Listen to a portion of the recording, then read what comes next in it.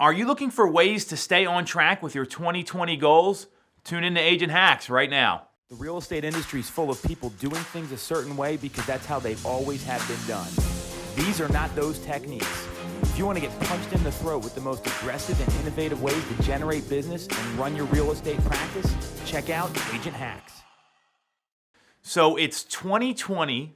Everyone's got these new goals, New Year's resolutions, new year, new you, all that stuff. What I've got to tell everyone watching this is New Year's resolutions are bullshit. They are something that people arbitrarily pick because the calendar is turned and they're going to likely be done with their resolution by the middle of February. That's where most resolutions go to die. And 80% of resolutions, a little more than that, they don't even get close to seeing the end of the year. So when you bring it back to real estate, let's talk about business planning. Everyone has their plan, hopefully done by now. The New Year's been here for at least a month, if you ask me, if not a little longer, knowing when we're booking business and when things are closing. So what are you doing right now, or what systems and check marks do you have in place throughout the year to make sure that you're on track for those goals?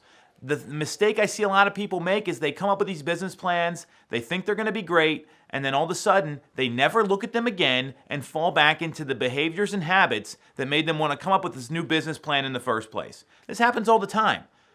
No question about it, and it's every industry, it's not just real estate. So what I want to give you are 3 times that you can build into your calendar where you're constantly reviewing your progress, seeing how you're doing, so you have enough time to adjust your plan as you go through the year to hit your goals.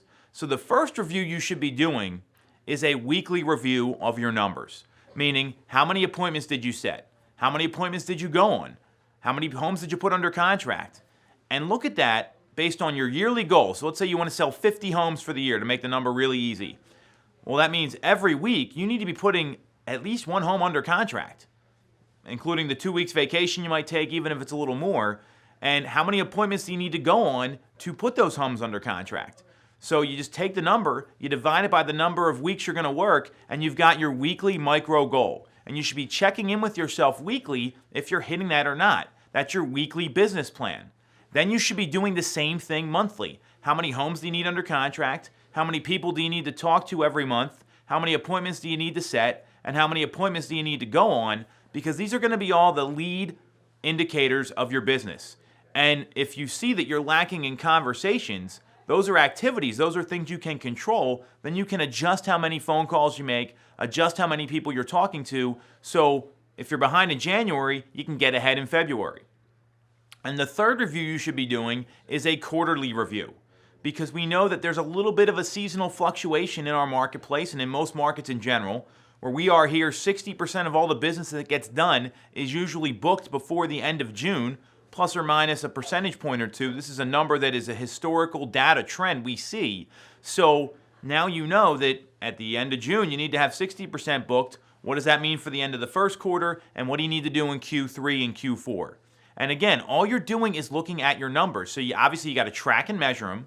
You have to have a place where you keep yourself accountable, but you want to be looking at, again, really simply, how many people you're talking to, how many appointments you need to set, how many appointments you need to go on, and how many sales you're putting on the board. And if you're committing to those activities that you can control, because the appointments are objectives. You can't control objectives. You can influence them with your activities.